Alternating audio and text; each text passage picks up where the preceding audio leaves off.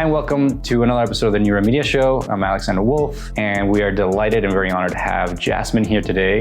She is the president of Big Mountain Foods. She is a food processing industry professional specializing in allergen-free, plant-based product development. She has exceeded sales growth projections since she started the expansion of Big Mountain Foods. Winner of the 2018 Business in Vancouver 40 Under 40 Award, BC Food Processing Association Best New Product Award, and Rising Star Award recognition from the federal and provincial government for innovation in the plant proteins. She successfully launched new plant-based products across Canada and the US in over 5,000 grocers.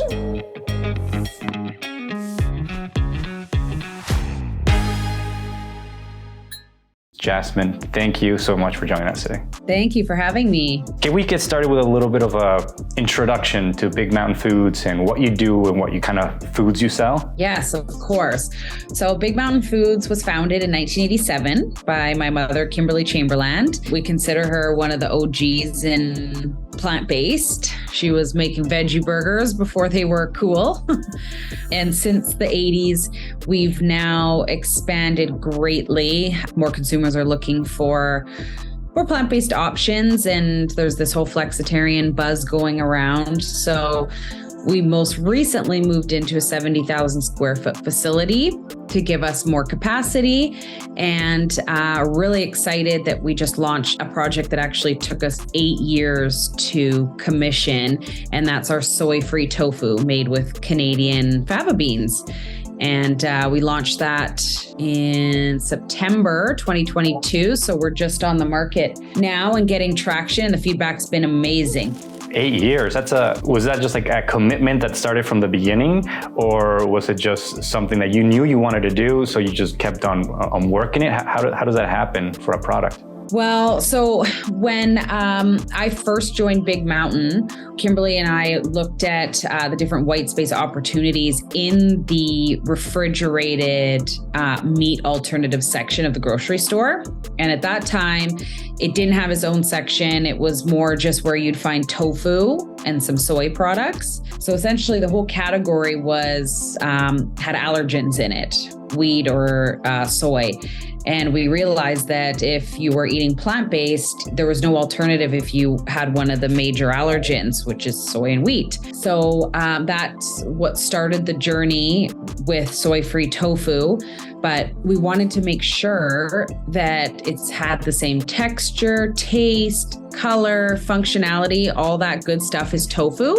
There's been a few people that have tried to replicate tofu, but it's not that same traditional method. And we wanted to get it right, so the consumer that couldn't eat soy or wanted a different soy option would still get that same experience. And during that journey, we actually found fava beans, and we're higher protein now than soy tofu per serving. So we're really proud of that. I was thinking of, my next question was how was it get into the market? But the company started a while back, you said 87, right? Was it more educating people and open up the market other than marketing yourself in a market that was already existing? Was it more like that? Well, I feel like companies like Beyond Meat with their major marketing dollars really set the tone to bring awareness to the plant-based category. Us as a small family-run business, we didn't have that type of funds to go out and educate consumers. So when that sort of buzz started happening, we kind of also decided to scale. It was a great opportunity to kind of follow that, but then have our own niche, which is allergen-free and not trying to taste like meat, just be a flavorful alternative to meat. But we definitely have stayed true to our values, which is not trying to taste like meat. I like that a lot, because I've had a lot of discussions with people, because I'm very opinionated, and I'm saying why everybody's trying to replicate meat and make it seem like I love good tasting food. Why don't I just make good tasting food with those ingredients, right? I know that it's just like the mindset that you kind of want to consume meat, so it's our biology, just like ingrained in us. But was it hard to go against, the cliche marketing of like better than meat or beyond meat, and then just making your own dishes from maybe hitting those protein levels and just making your own recipes? Was that an internal talk, or was it just like from the get-go, that's what you wanted to do? So back to our conversation around not trying to taste like meat and just tasting good and be veggie forward, we like to call it, but still have a good amount of protein. We kind of see, since obviously starting in the 80s, it's interesting. Everything comes full circle. So for a minute there was the trend around everything tasting like meat, bleed like meat.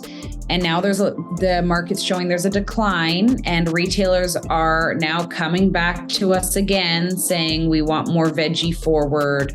We want just regular, clean label food that isn't trying to bleed like meat, because it still just isn't there yet. And they're seeing that in the trends from consumers repurchasing. So I think us sticking to our niche has been a really good business decision, because we're staying stable. We're not trying to change our business model just because of what's trending. And there'll always be a need for veggie forward and just clean, minimally processed food. Right. It's the whole trend hopping, and then the cost to trend hopping, right? Labels, new products, everything, or sticking to your product and knowing that it is a cycle, that you're going to have downturns, you're going to have upticks, and then those upticks, that's when you explode and get ready for those, right? Exactly. So right now, how's the conversation? What's the strategy at your size of whether just being 100% retailer or also offering some sort of e-commerce side? I had a previous conversation where an entrepreneur was saying that in the beginning, it's easier to do e-commerce because you get a lot of feedback direct from the consumer, right, to tweak your product. And then because of costs, then you switch to maybe being more profitable to go retailer and bigger production. And then maybe it's an up and down. How does, at your size, how does that conversation go? I mean, you can give us a little insight. Well, e-commerce is really tricky for us. And that's another thing that started trending, especially during COVID. People were really selling on e-commerce, spending a boatload of money on marketing funds. And we were very close to jumping on that trend, started going and reworking our website to be a Shopify site. But now again, it's coming full circle that especially with refrigerated products, you're spending more on shipping than what you'd ever make in profit. So just like no profitability at all trying to ship refrigerated products next day across the country. And then the marketing dollars per click, I think that's definitely changing now. There was a trend to sell your products individually on e-commerce. I think the only way it works is if you have a really good gig with Amazon or the online retailers that, like, for instance, Walmart, that you can shop online directly through them, or Whole Foods with Amazon, where they have the system down packed to keep everything refrigerated. And they can keep that cold chain going, because it's definitely not worth it anyway on our side. It's a lot easier when you have dry goods, for sure. So we haven't gone that route of e-commerce. You start getting yourself into more a side business of supply management and logistics, right? Yeah. Yes, that. Do you source all your, how does sourcing your raw products work? Is it all come from Canada? Is it individual farms that you kind of put it together? How does that work? Well, that's interesting. That's an interesting topic as well, because at one point in our business, we used to source from all over the world, and it was easy with freight, easy to get inventory in. And then since a lot of natural disaster type things have happened, supply chain disruption because of labor, we're now going back to really sourcing local. We had inventory coming in from all over the world during COVID, and we literally had to change our whole business model because it wasn't working. To get container prices going by water quadrupled. It was just way too hard to manage. the margins weren't there anymore. So now we're going back to sourcing local first. So now we're, especially with our tofu, it's our mandate. We use Canadian owned faba bean farmers, and it's much more stable. And actually, even with the beans and vegetables we source, we're going with more stable crops that can withstand different things that are happening in the environment. And faba bean just happens to be one of those crops that it's quite stable, even if you have a wet or really dry year. So these are all things that us as manufacturers maybe didn't have to think about before, but are becoming so real and apparent now. I'm seeing, especially on LinkedIn, so many companies that are saying 2 years ago, 4 years ago, my business was really profitable, amazing gross margins, and now my business is no longer sustainable.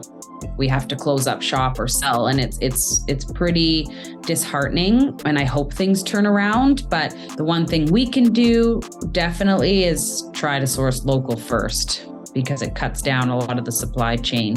Does that affect largely in what you're pricing your products? Oh, yes.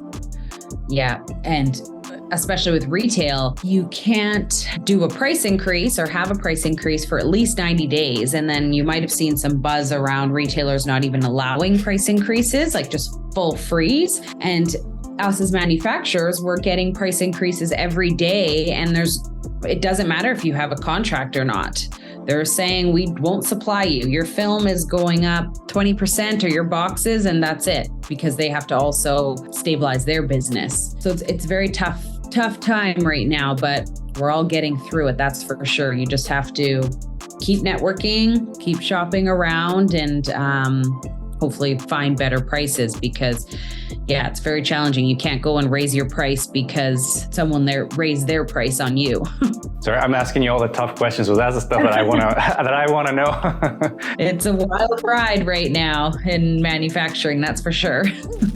I'd love to get your opinion on last thing. I've been working more with cider industry, and I see all these old farms, right, that do their apples, and discover, like, obviously selling directly to the grocery store, like cents, right? Yep. It's scratched, they send the whole bins back, and usually used to be going to landfill.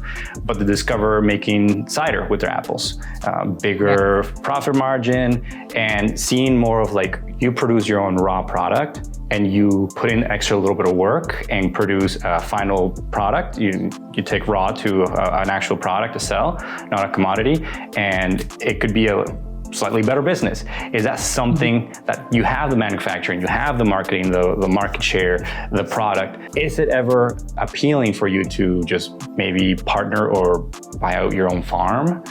Well, that's interesting rationale for sure. So we haven't started thinking about the farming aspect, but we have really started changing up our thinking around using our own protein that we produce. So instead of buying split peas or a pea protein, we're now looking at putting tofu as our own protein that we make in all of our products. So now we're stabilizing our supply, we're supplying ourselves with our protein. And before we didn't have that capability, we couldn't make our own protein in-house.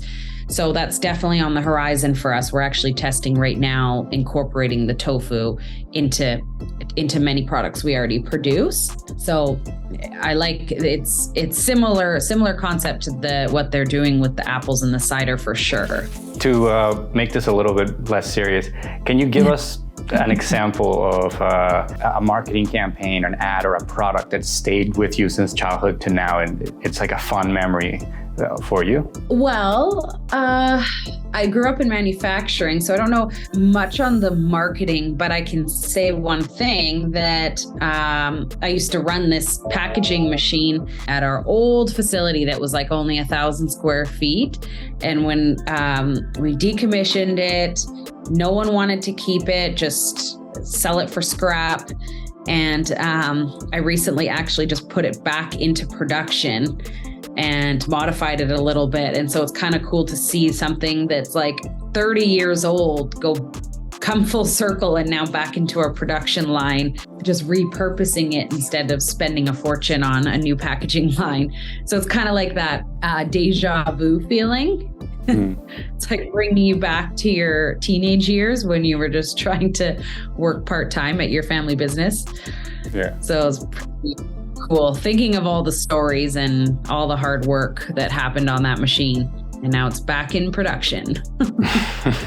Yeah, I see that a lot that we exported a lot of manufacturing. It's kind of starting to get back home, right? In the next 10 years, it's going to be a lot more Canada, US, Mexico stuff. Yes. Growth. Yeah. Well, is there anything else that you'd like to add before we wrap up? Well, just for people to go out and try our new tofu and tell us what you think. We're excited to hear feedback, and took us a long time to develop. So now we're moving forward. I'm really excited about it. Perfect. Thank you so much, Jasmine. See you later. Bye.